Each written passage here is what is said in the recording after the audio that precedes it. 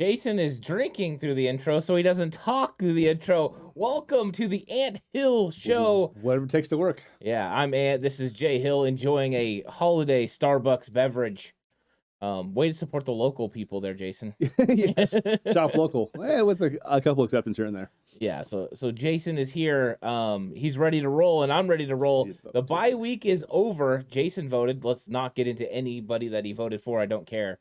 But I do care about Actually, you do, but I care about 49ers versus Chargers. me too. And we had a whole bye week, Jason. We didn't talk about the Chargers at all, but now No, we have to. Yeah, now we have to. And what are your first impressions? You've probably seen them play the Atlanta Falcons. I did. What did you think about where this team is? And then they have some injuries at the wide receiver A lot of position, which we're injuries. going to have to get into as well. So give me your first thought on 49ers versus Chargers.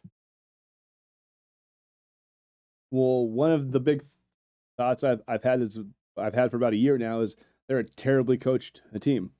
They just are. I'm not a Brandon Staley fan. Brandon Staley fan is god awful. The entire AFC should hope to God that Dean Spanos does not actually want to spend any money and bring in a guy like Sean Payton, because you put Sean Payton on that team and then that team becomes really, really dangerous. Sean Payton, you're right, and Frank Reich even. I mean, when Jim Irsay fires him, Frank Reich, offensive coordinator, quarterback guy, would be perfect for Justin Herbert. Yeah, as we see often, one coach can make a world of difference. I mean, our guy Mike McDaniel has made Tua into a productive, viable NFL quarterback. You imagine what a Sean Payton or a Frank Reich could do with Justin Herbert? Oh my God! Speaking of McDaniel, yes. He's hilarious. But did you not hear what he said to Justin Fields? I know you sent me the video. I did. I loved it. It was so great when he's just like, "Stop that." He's not coachable. Everyone should know that. I told him what to do. He just didn't do it. He's just not a coachable guy. He's the most awkwardly funny guy in the whole sport. He just is hysterical. Last year, he was my favorite press conference to watch. This year it's the offensive run game coordinator as well, but just fantastic. He's hilarious. He is. Tiny little guy, but he's just he's hysterical. So we know the Chargers got Herbert, and Herbert's a tremendous young quarterback, big time guy. They're struggling a little bit with the wide receiver room. Of course, Mike Williams is out. Mike Williams is out. Keenan Allen Allen's out too. He's not coming back until he feels 100%. What is that going to look like? They still have some weapons there. They were able to get the ball to Carter. They're still getting the ball out to some of their receivers. Palmer's a pretty good player too. We do have to watch him. He's a guy who can go across the middle and can go deep too. He's a talented player. And I feel like they suffered injuries on defense. If there's a team that is as injury prone as the 49ers, it's got to be the Chargers. Absolutely. Right? Yeah. I think that's J.C. one thing. Jackson's out for the year. Bosa's out for a couple weeks at least. It might be an upgrade that J.C. Jackson's out for the year. Just kidding. He looked like one of those guys that because he played really well in New England, he goes somewhere else. And boy, am I happy about having Charvarius Ward. We had that conversation. Yeah,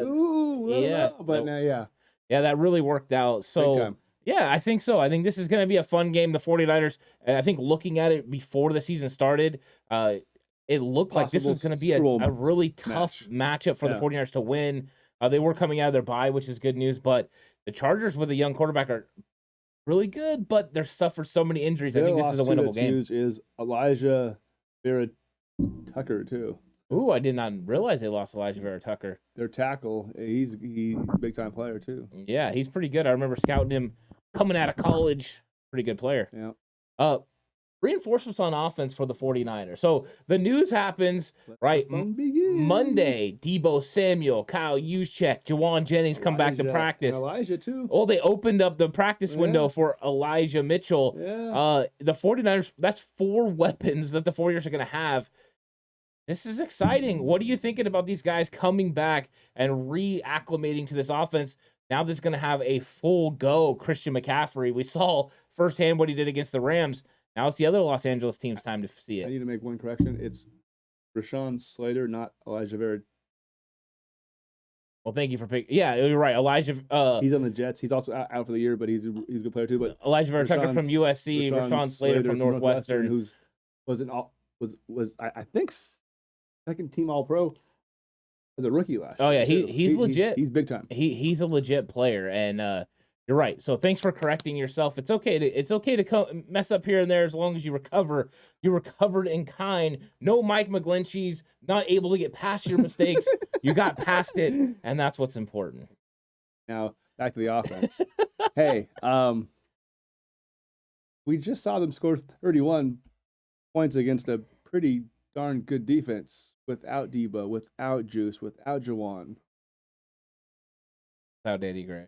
Without Danny Gray. Well, no, he played, but he's hardly on the field though. But yeah, I mean, it just is. It's exciting because there's like this is what we were talking about a couple weeks ago. Kind of get to the bye, let everyone get healthy, let Kyle kind of start to kind of move the chess pieces around the board, kind of see what he's going to come up with. From this point on, the rest of the season, I think this is where we really have to evaluate the offense because now we're getting everybody back healthy, and now it gets to be kind of the fun stuff of what's Kyle going to come up with. Like, how's he going to use Debo? How's he going to use McCaffrey? Go on third downs. Hopefully, he can actually hold the ball every once in a while too. But Juice factors in that too because he's going to catch couple passes and stuff too. I mean, it just it makes it very fun to watch because there's just so many different options and so many different ways to attack not just the Chargers defense, which still is a pretty good defense in spite of all the injuries, but the rest of the year it's going to be just awesome to watch. Yeah, when it comes to Deebo Samuel and Christian McCaffrey together, it's like I want to quote Scott Bakula from Necessary Roughness. Well, hell, we ain't seen it yet because we haven't. You know, that's sure hell like it though. Yeah, we haven't got to see it because Christian McCaffrey against Kansas City was not the Christian McCaffrey we got to see against the Rams because in that matchup, he had a full idea of the playbook. He was put into third down offense. He was put into red zone offense. Those were things that he wasn't, doing yet because Kyle didn't have enough time to get that together. Couldn't adjust it when he comes in on a Friday like that. Morning. So, yeah, the 49ers definitely were going to see the first ever Christian McCaffrey, Deebo Samuel in full offense, which is spectacular, especially because Kyle Juszczyk's a part of that. And Kyle Juszczyk is huge for this 49ers offense. The way that think about the game McCaffrey had against the Rams.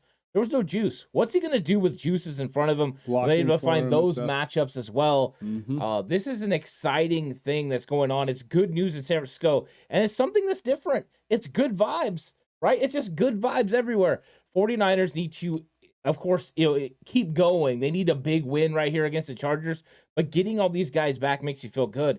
And Elijah Mitchell's one of those guys that we get going back. And that's one of the big things, Jason, that's going on. And one of the matchups to talk about is the 49ers run game against the Chargers defense because the Chargers defense has struggled against the run. And you could say, oh, well, Atlanta runs good against everyone, which they pretty much have. They do, yes. But they're having the Chargers are having problems stopping everyone's offensive run game. Chargers are allowing 5.7 yards per carry this season.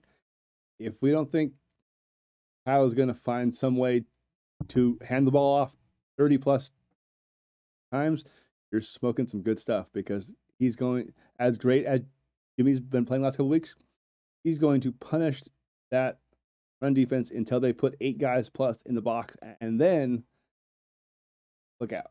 Because over the top, there we go. Yeah, I think it's going to be a fun one. I think it's going to be a very diverse run game. You're going to see multiple guys carry the ball. Elijah Mitchell will get some carries in this football game. Him, Christian McCaffrey, Deebo Samuel will sprinkle in a couple. I think we're going to start seeing the 2019 reverses come back for Deebo. I think that's going to be a part of the run game going. And what are you going to do when you see Deebo Samuel coming in motion on a fly sweep and you give a look to him? Are you giving the ball? Or are you giving to McCaffrey going out of that? I think McCaffrey goes this way. Deebo goes this way. Deebo goes in ghost right around the backside. Christian McCaffrey motions in front. It spreads everyone. It's going to be being a linebacker. It's going to be sad. It's going to be tough. I feel bad for the Chargers defensive coordinator. He's already having Deebo nightmares, having Christian McCaffrey nightmares, and the 49ers just continue to have success. Now, I want to ask you this because a big part of that run game is going to be this 49ers offensive line. Mm-hmm. How have you felt the offensive line has done? News that Colton McKivitz as well is going to be coming back. I don't know if he'll be active for this game, but at least his window's open. We're getting close to having a full-strength offensive line, and John Lynch was with Matt Maiocco over the weekend, and he said he's happy with where this offensive line is. He thinks Jake Brindle's rounding into form. He thinks Banks is being an absolute stud, which he is. He absolutely and is. that Spencer Burford continues to improve. What do you think about this? Do you think this offensive line is going to be able to get this run game going? Or, they're going to have a little bit of problems with Khalil Mack and some of those defenders for the Chargers? I think the more that they practice together and play together, obviously they improve. Like you know that O-lines have to have some chemistry. Like, they don't just walk out day one and dominate. Is the offensive line better than what it was week one? Yes. Does all the weapons that we have make the offensive line a little bit better? It does, because the defense's eyes are going to be just a half second kind of going, who's got the ball? Where are we going? And that extra half second will give them a step slower, which gives our guys a chance to get up in them and move them backwards. Right. It's a Christian McCaffrey effect. McCaffrey literally makes everyone better. He's good at third down protections, right? He can block. Here's the problem. Most teams want to rush 5 against Jimmy Garoppolo on third down. Mm-hmm. If you rush 5, you don't have anyone to account for Christian McCaffrey out of the backfield. And that means if Jimmy just hits him with a little check down, cut and gone. He's one cut and go. So I think that right now defenses are having to play that. They're having to only rush 4. If they have timely blitzes, they're having to make sure they locate. And if Jimmy hits some of those pass plays, they can end up being huge home run hitters. Now, and that was just one game against the Rams. Now we're going to get to see it with Debo in there as well. It's spectacular to think about. San Francisco's in the top 5 in explosive plays this year, which is surprising because it hasn't necessarily translated to the scoreboard, but they do have the ability to make things happen. And obviously with McCaffrey's going to make it worse.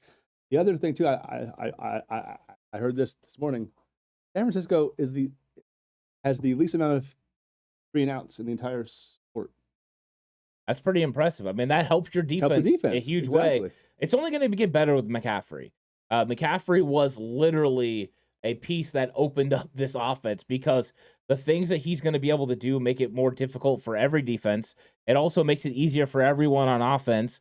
We haven't even talked about George Kittle yet. Yeah, think about that. They put up Tampa Bay scored 16 points on the Rams. Yeah. The 49ers were able to score 31 without Deebo Samuel, without Kyle Juszczyk, without Jawan Jennings. It's amazing the difference one of these players makes. And I think Deebo and CMC are kind of like that, right? Like, if you didn't have CMC, Deebo could be that guy. When you have both of them, it's just scary. That's what I think I'm most excited to see, is what this offense looks like and how diverse Kyle gets with these exotic looks. How many times he puts Elijah Mitchell out there with CMC. It's going to be nasty. I mean, in some ways, our best formation could be McCaffrey, Mitchell, Juszczyk, and then with BA and Deebo, or BA and Kittle, or Deebo and Kittle. Like, those 6 guys in some combination on the field at all times is just, like, I would hate to be a defensive coordinator. Like, what do we do? Like, okay, just rush the passer. If you don't get there, right, yeah. you have a mismatch. Yeah. There's going to be a mismatch in every play, and with that type of groupings that you can put together, and then all you have to do is locate that mismatch of your Jimmy Garoppolo. Oh, how in other games they're bracketing George Kittle doesn't exist anymore. Hasn't happened anymore. They're bracketing Deebo Samuel. Good luck. That means Christian McCaffrey's 1-on-1, and if you're bracketing both of them, because you can. Yeah. That means Brandon Ayuk's 1-on-1, and he's the best beating man coverage and 1-on-1 coverage on the 49ers. His last 17 games, he's 78 catches, almost 1,100 yards, and 8 touchdowns. He's pretty darn good. He's emerging almost weekly. He gets a little bit better, and it's just... I think that's why you're starting to hear the 49ers potentially talking contract extension with Brandon Ayuk. It would make sense. Lock him up now before that thing goes up. Yeah, you get it figured out, and that's what's one of the fun things. But Jason, offense isn't the only place where we're getting reinforcements, because reinforcements are coming on defense as well. Azeez is back. Yeah, Azeez Al-Shire's back, and not only is he 21 days he has to come back and be active, but he's going to play this week. He wants to play this week. He's he said he's recovered even farther than expected. So he's coming back on defense. We still have some question marks about Dre Greenlaw, Eric Armstead. They did not practice on Monday. They could be back to practice today on Wednesday. We'll see if that happens. If they do, then they could be on track to play as well. But the 49ers keep adding players back. This is good news for this team. And all the while, he just keeps giving Jason Verrett longer and longer and a better chance to be back. Yeah. The guy that I would sit this week is Armstead. I don't think we need him. I don't think the Chargers run well enough up the middle to where we have to have him. So if we can give him an extra week to get ready for Arizona and for Seattle in a couple weeks, I think that's vastly more important than this game. Yeah, I mean, I think if you look at the way that the Chargers go about offense, it's really outside the box. Yeah. Everything's outside. It would be a weak Armstead could get off. And actually, against the Cardinals, I know you want Armstead to chase, but are you really worried about James Conner and that Arizona offense gashing you up the middle? I know I'm not. I think you're going to run more of that lightning package, those hybrid type looks against them because you want the speed guys out there for lock up old Kyler Murray. I mean, he's yelling at Hopkins. He's yelling at Kingsbury.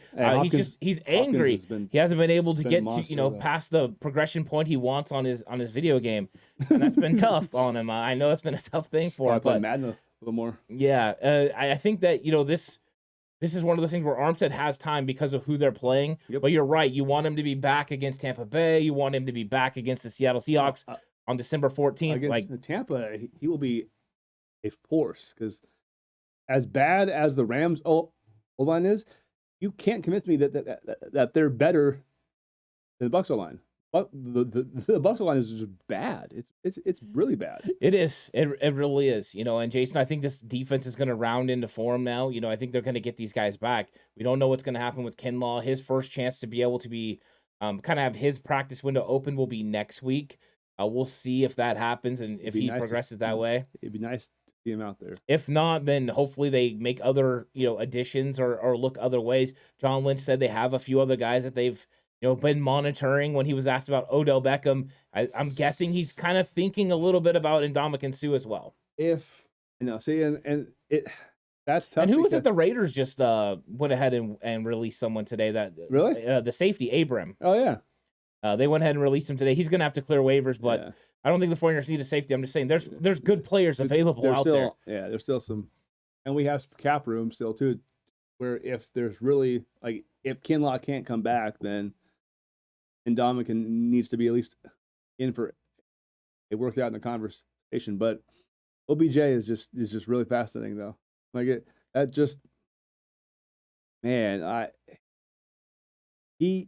He's not the, in honor of birthday, he's not the frosting even. He's more of the candle on the cake.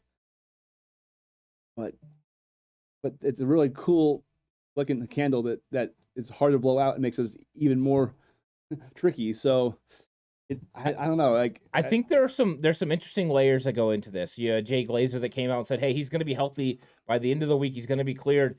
And then it's all about just getting him in, getting him conditioned, and then getting him used to a playbook wherever he goes. He mentioned that the teams that could be in the bidding war, which he wants to win, is his number one thing. So to me, that means no Packers. No. To me, that takes the Rams out, even though he loves LA, he has a house down there and stuff. Now it does, yes. Yeah, I think the Tampa Rams game, the loser was out in his mind. So. Why would he go to Tampa? I mean, they got Julio Jones, Mike Evans. I mean, Godwin. Godwin, Scotty Miller. I mean, they got. I mean, why would you go there when they already have Julio Jones, for instance? As the third receiver. Although he's never healthy though. Dallas is the one that Dallas and Buffalo I think are the biggest force. Jerry Jones was sure talking him up this morning on his radio show. Yeah, he was. And with Josh Allen being hurt, I wonder if that hurts Buffalo. I know Von Miller's pushing for him to come there. You got Micah Parsons and Jerry Jones pushing for him to go there with the star. But all the while, I still remember when he went full Yin Yang Twins and whispered in John Lynch's ear. He would come get me. Yeah, that's still out there. The other thing to it that I'm wondering for him coming off 2 ACLs, does he want to be in a cold weather on turf? I don't. I think that might be an issue for him too. So to me, it comes down to us and the Cowboys, really. Yeah, and it comes down to there's a conflicting reports, right? About I know he wants to win, but there's conflicting report that he wants a multi-year deal. The 49ers are not in on a multi-year deal. I don't think that they're doing that. Dallas, they would do that. I think Jerry Jones is wild enough, especially after trading Amari Cooper. They need to make a move like that. But Odell he's made good decisions as far as like when he went to the Rams. That was a smart move. He understands what he is in an offense. I think Kyle Shanahan could sell him if they got to the point where they had a conversation, because he does different things than other players on the team. Yep. Like, I love Jawan Jennings, but it's not even a comparison. They're different kinds of players. I love Ray McCloud, but these are not the same players. This is a different comparison. There's one guy that can create separation consistently on the 49ers, and that is Brandon Ayuk. McCaffrey? And now McCaffrey. You're right. You're right. I forget about that. But now, if you added Odell Beckham, you would have 2 guys that could do that. Yep. The spectacular nature of what you could do with that offense. I mean, I don't even want to say it, but I'm going to. Brandon Ayuk, Deebo Samuel, Christian McCaffrey, George Kittle, and Odell Beckham on the field together. Good luck figuring out if they're running.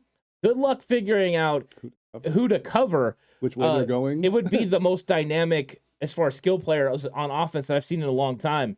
And I'm guessing at that point we have the J gun, because Jimmy's just going to sit in the shotgun and just let it roll, right? Oh, absolutely. I think too, the idea of adding another receiver after what happened with KC, it's like we might need that extra weapon just to make sure, because now obviously it was the defense's worst game. Everyone has a bad game on one side of the ball at one point, so I kind of look past that too. But if you get in a shootout, you want to have best guns. And Mahomes is a big gun. Well, it could be also an insurance policy. Yep. If Brandon Ayuk gets hurt, you have Odell. Deebo Samuel gets hurt, you have Odell. You have another receiver that is formidable. And, they've had so much problem with the 5th wide receiver. Danny Gray is just struggling. He's the rookie. He's having rookie, problems in Kyle Shanahan's offense. Yeah, exactly. This is what happens. And Brandon Ayuk has talked about how he's trying to help Danny Gray. But I heard Jennifer Lee Chan talking about the fact that the wide receiver coach Hankins is having to go every single series that they have in practice and tell Danny Gray, no, you're supposed to line up here. You're supposed to go here. If you don't know fundamentally where to line up, you ain't playing. So what it means is the 49ers don't have 5 solid wide receivers. They have 4 because they have Brandon Ayuk, they have Deebo Samuel, Jawan Jennings, who's a great 3rd down threat, and then Ray McCloud, who I think has been kind of ascending recently. But he does confidence and stuff. Odell just does right. Odell's making those plays down the field. The throws that people are saying are bad throws from Jimmy, Odell's competing for those and potentially making the catch. Yeah. And I think even off 2 ACLs, he still would be our 3rd best receiver, hands down. But he's the 3rd best receiver, hands down. Yeah. And then you look at the medical, and if you feel comfortable, you go with it. But it's not going to be a guaranteed contract. More than likely, it's going to be a pretty cheap base salary with a lot of accelerations that kick in for performance bonuses. Wins probably too, honestly. And wins and playing time and things of that nature. So I think it's still a possibility. I think the Cowboys are the leader in the clubhouse for the mere reason that Jerry Jones will overspend. He will want to sign him to a large contract.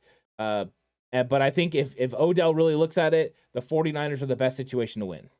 This almost has a Dion feel to it. Ooh, let's hope it's 94 and we win.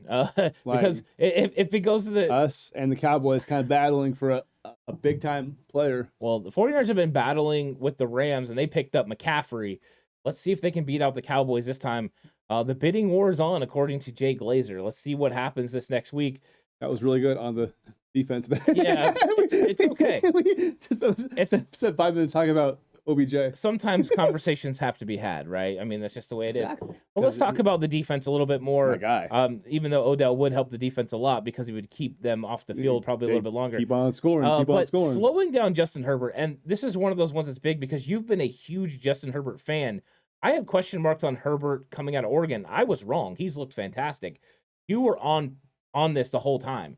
I think that's why I'm really interested to see what your point of view is on slowing down Justin Herbert. I think him not having some of the weapons slows him down. Him having Brandon Staley as a coach slows him down. Slows him down big time. But what do you think the 49ers can do to somewhat him up Justin Herbert and get a win this Sunday? Well, one of the things that I've been surprised about in his first 2+ years is if you go back to him in Eugene, he ran a lot more than he does here. So, and he's 6'6", 230. Obviously, got a cannon for an arm. He ran, I think he ran like a 4.6 at the combo too, or combine. I mean, he's good, an elite athlete. He's a 4.3 student as a biology major, so we're not going to necessarily confuse him with a look, but our talent will be able to out execute their offensive line. But at the end of the day, he's hard to bring down. He will every once in a while believe in that rocket he has coming off his shoulder called an arm, which so there he has one or two throws a game that might be in the coverage, but that's also because he trusts his receivers a ton too, which I love that too. Like I love a quarterback who believes in his team. So Ward or those guys will have a chance to make Ward. They'll have a chance to make a play. The thing that makes him special though is his timing and his accuracy. He can throw a 25, 30-yard pass to a guy with this much space and put it right where it has to be, so he catches it and goes on more. So our pass rush needs to get to him, because even though I love our secondary a ton, if we give him time at certain spots, he will get us, because he's just that good. I mean, he is in that Josh Allen, Mahomes talent level. Yeah, I mean, he's spectacular. The arm is there, the athleticism is there. He processes information really well. I do believe that they could confuse him at times, because the way the 49ers have so much versatility with the players they use, they can blitz and they can run packages up front that can get him a little bit off his spot. But Herbert is going to be able to have some success against this 49ers defense. What level? I don't know, because it's going to be all on him, because I think the 49ers can take away the run game of the Chargers. And once they do, it becomes all about Herbert. If Herbert had, Keenan Allen and Mike Williams, we might be having a different conversation, right? Because he could rely on his ability and his receivers. If he doesn't have them, though, it's going to be about him. It's going to be about Austin Ekeler. And I think that makes it more difficult for him. I think the 49ers could come up with some exotic blitz packages. I think they could run some stunts up front, put pressure on him. I think that's what's going to be the key. Make this pocket collapse on him. And I think that's the way to slow him down. Of course, just like with all things, stop the run, though. Even though it appears it's going to be easy to stop the run because they haven't been able to run the ball up the middle, like you talked about, Slater's out. Eckler's just not a guy that runs in the interior, and that's where the 49ers' weakness is. The weakness is not sideline where Azeez Al-Shire and players like Fred Warner and those guys. Yeah. The human spear. The guys that run around, right? Oren Burks, they fly all around and make plays. So sideline to sideline speed's where they're at. They've already had game plans against the guys like Christian McCaffrey. They know what it's like to play dynamic running backs. So I think they do have a method to stopping Justin Herbert. But you're right. He's going to be a tall order just with all the great quarterbacks in the league. Ekeler, too, can be worrisome because he's really good on swing passes and in screens, too. So that's one thing that we definitely have to watch that too. Yeah, for sure. I mean, that's the thing, right? If you're going to bring blitzes, you got to expect to get screened. The good news for the 49ers defense, they got screened to death against Kansas City. They got screened to death against the Los Angeles Rams. They are going to be prepared for it. And it's like Nick Bosa said at halftime of that game against the Rams, they said, you know what? We're just not going to be able to get to Stafford right now. We need to take away the screen passes. We need to play our part. So they do know how to adjust, and I think that's going to be part of it. But you're right; it would be smart of Herbert and them to try to run screen passes, but you still got to be able to execute it. And let's see if they can get it done, Jason. But I got to ask you this: what is your bold, and I'm talking really bold, prediction for 49ers versus Chargers? San Francisco could easily win by 20. Wow. That's really, I don't know if that's really bold. It might be really bold because they haven't been winning games like that. Oh, that's interesting. And I like it. They're actually third in the league in terms of double digit wins. Wow. I know, weird. I was surprised. I was like, huh? Oh yeah. Well, now I'm interested. You said they could win by 20. What is your game score prediction? If they could, I don't know. 49ers versus Chargers, Sunday Night Football. Curious, Jason. 34-17. 34-17. I think that's pretty solid number. 49ers defense would show up, but Herbert would still get something going. They'll get something, but 49ers offense still scoring like that. That's impressive. That would mean 2 straight 30-point games. The question I got for you then off of that, will Jimmy Garoppolo throw for 2 touchdowns and continue his streak? Yes. Wow. Yep. He's on a hot streak right now. 1 to Kittle, 1 to Ayuk. Ooh, no CMC out of the backfield catching the touchdown. Not catching one. I didn't say not scoring. What about Debo? No, Debo's not going to get a touchdown catch. Well, I am excited. He might get a touchdown run, though. Yeah, I'm excited for this game, Jason. 49ers, Chargers is going to be awesome. Hope everyone is ready for it. Sunday night, you can come here on 49ers Cutback. I'm going to do a watch party. So I'm going to go live during the whole entire game and watch 49ers versus Chargers. Jason's going to be out of town. He's probably going to be listening on the radio, or he could just go on to 49ers Cutback and listen to me talk about the game. But join me for that watch party. I'd rather have you than Chris Collinsworth. So yeah, there you go. And you won't. I won't do any touchdowns. I can't even do the Greg Papa. That's not a bad thing. Yeah, I'll do the Starkey. Much better. Here's one more though. Okay. Except for the game against Tampa, because I still really like their defense a lot. San Francisco should score 30 in almost every other game. Wow, I love that. That's I like that you're going with another bold prediction. I love it. It's bold. It's the McCaffrey factor. It's good. I'm just gonna be like, oh, what a bonanza! I love Joe. I love it. If you haven't had the opportunity, go ahead and like the video, subscribe to the channel. Really appreciate all the recent growth. It has been fantastic. Me and Jay Hill have enjoyed doing this episode. We're gonna enjoy the game on Sunday. I hope you do as well. Join us here for that live show. Also, a reaction afterwards. It's gonna be a great time. Hope you guys all enjoy your weekend. Hopefully the 49ers continue this roll. Jason, until next time, let's go Niners.